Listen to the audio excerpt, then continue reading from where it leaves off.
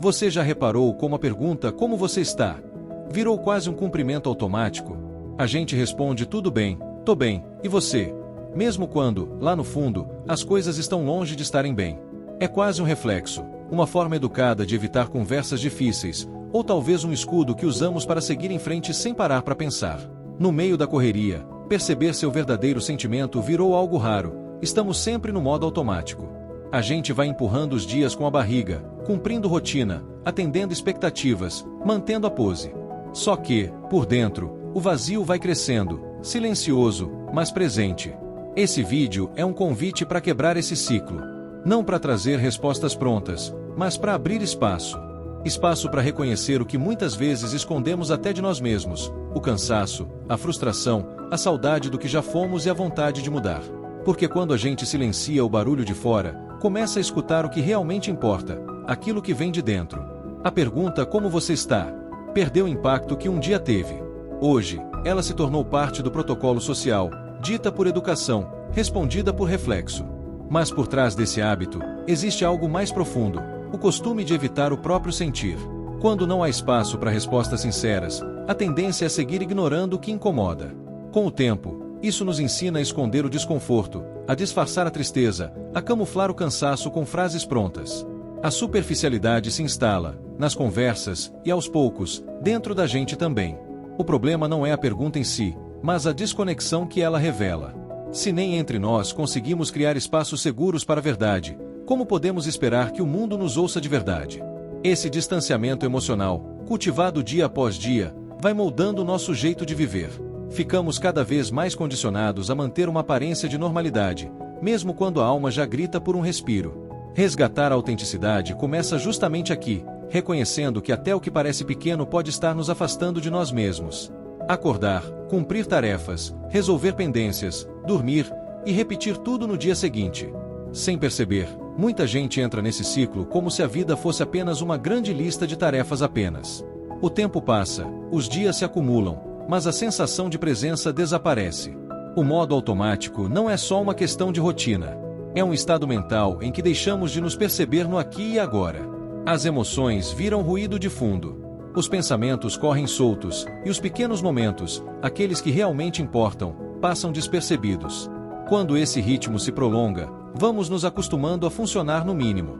Fazemos o necessário, respondemos o esperado, entregamos o que precisa ser entregue, mas sem envolvimento, sem sentido, sem alma. E o mais perigoso: esse estado pode parecer normal.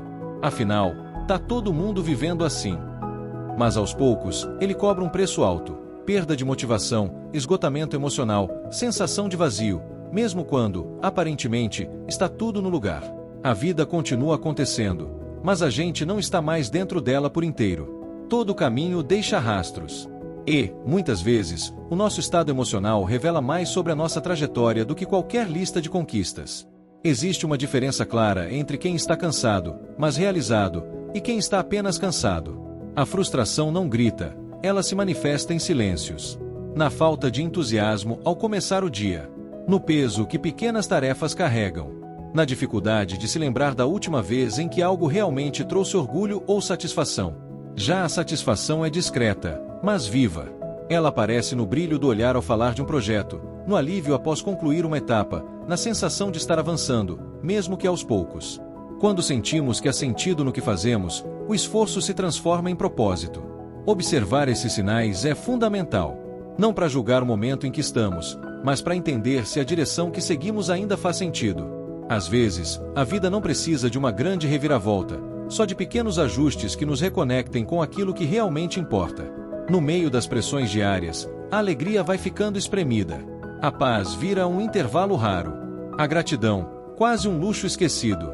E quando percebemos, passamos dias, semanas, às vezes meses, apenas reagindo, sem espaço real para sentir o que há de bom. As emoções positivas não precisam ser intensas o tempo todo, mas precisam existir. São elas que nos equilibram, que reabastecem a energia, que nos lembram de que, mesmo em tempos difíceis, ainda há beleza acontecendo. O problema é que, quando vivemos no automático, esses momentos passam batido. Um sorriso sincero, uma conversa que aquece, um instante de silêncio que conforta. Tudo isso perde o brilho quando a mente está sempre presa no que falta, no que pesa, no que ainda precisa ser resolvido. Criar espaço para sentir o que é leve é tão necessário quanto enfrentar o que é difícil. E muitas vezes, o que nos devolve o ânimo não é uma grande conquista, mas a soma de pequenos momentos que nos reconectam com a vida. Estar cercado de pessoas não é o mesmo que se sentir conectado. Às vezes, o maior sentimento de solidão surge justamente quando estamos acompanhados, mas não nos sentimos verdadeiramente vistos. Conexão de verdade não exige multidões. Ela acontece no olhar atento, na escuta sem pressa, na presença de alguém que te acolhe sem tentar te consertar. Relações assim são raras, mas quando existem, fazem toda a diferença. Em tempos de conversas rápidas e mensagens curtas, vínculos profundos se tornam ainda mais preciosos. Ter com quem contar, dividir o peso dos dias, rir de besteiras ou simplesmente existir em silêncio ao lado de alguém, tudo isso alimenta a alma. E quando essas conexões falham ou se rompem, a vida perde um pouco do seu brilho. Por isso, é essencial cultivar os laços que nos fortalecem, e também reconhecer quando um relacionamento deixou de nutrir e começou a drenar. Cuidar de quem nos cuida é uma forma de autocuidado também. Gratidão não é sobre ignorar os problemas. É sobre não deixar que eles nos ceguem para o que ainda existe de bom. Mesmo nos dias mais difíceis, quase sempre há algo, por menor que seja, que merece ser reconhecido. Um café quente logo cedo. Um abraço apertado. Uma mensagem inesperada. Às vezes, são detalhes que passam despercebidos, mas que carregam um valor imenso quando olhados com atenção. A prática da gratidão é um exercício de foco. Treina o olhar para enxergar além da carência e do que ainda falta. Não se trata de romantizar a dor, mas de ampliar a percepção para incluir também aquilo que já nos sustenta. E o efeito é real. Quando a gratidão se torna um hábito, ela muda nossa forma de reagir aos desafios. Reduz a ansiedade, fortalece a resiliência e nos ajuda a lembrar que, mesmo em meio ao caos, há ainda motivos para seguir em frente. A gratidão não apaga o que dói, mas ilumina o que ainda vale a pena. Momentos difíceis fazem parte do caminho. Não importa o quanto tentamos nos preparar, a vida sempre encontra formas de nos testar. Mas o que realmente nos define não é o tamanho do problema, e sim, a forma como escolhemos atravessá-lo. Resiliência não é fingir que está tudo bem. É reconhecer a dor, mas não se entregar a ela. É tropeçar sem perder a vontade de continuar. É chorar quando for preciso, mas levantar, mesmo que devagar, mesmo que em silêncio. Cada desafio enfrentado com presença e consciência constrói algo dentro de nós. Uma força que não grita, mas sustenta. Uma calma que não nega o caos, mas sabe navegar por ele com mais leveza. É nos momentos de dor que descobrimos ferramentas que nem sabíamos que tínhamos. E aos poucos, a vida vai nos moldando não como quem quebra, mas como quem fortalece. A verdadeira força não está em vencer sempre, mas em continuar, mesmo quando tudo parece difícil demais. Viver no automático pode até ser mais prático, mas custa caro. A ausência de presença enfraquece nossos vínculos, obscurece nossos desejos e sabota a nossa essência. Autoconsciência é o contrário disso. É o ato de se perceber, sem pressa, sem julgamento, com verdade. É sair do piloto automático e assumir o volante da própria vida, mesmo que ainda sem um mapa completo. Perguntar o que eu estou sentindo agora, ou o que eu realmente preciso, pode parecer simples, mas são esses pequenos diálogos internos que iniciam grandes mudanças. É na escuta sincera de si mesmo que nasce a clareza, e com ela, a possibilidade de escolha. A autoconsciência não exige respostas imediatas. Ela pede presença.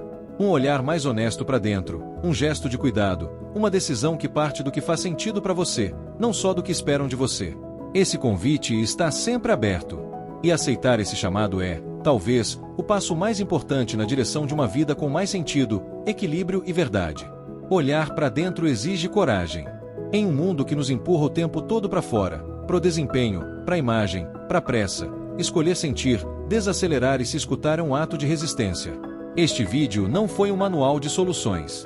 Foi um lembrete de que você importa, de que sua história tem valor, de que há espaço sim, para recomeçar, mesmo que devagar, mesmo que aos poucos. Você não precisa resolver tudo agora. Não precisa estar forte o tempo inteiro.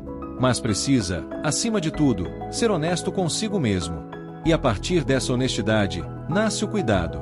Um cuidado que começa em pequenas escolhas. Respeitar seu tempo, buscar apoio, dormir melhor, se alimentar com mais atenção, dizer não quando for preciso, pedir ajuda quando for necessário. Tudo isso é parte do caminho. E esse caminho não é uma linha reta, ele é feito de voltas, pausas, avanços e aprendizados. Então, se alguma parte deste vídeo tocou você, leve isso com carinho. Qual o menor passo possível que você pode dar por você hoje? Escreve aqui nos comentários. Vamos transformar esse espaço em um lugar de partilha, apoio e consciência. E se esse conteúdo fez sentido para você, compartilha com alguém que também precisa parar por um momento e se escutar. A gente se vê no próximo vídeo. Até lá, e lembre-se, quanto mais você se reconhece, mais sentido a vida começa a fazer.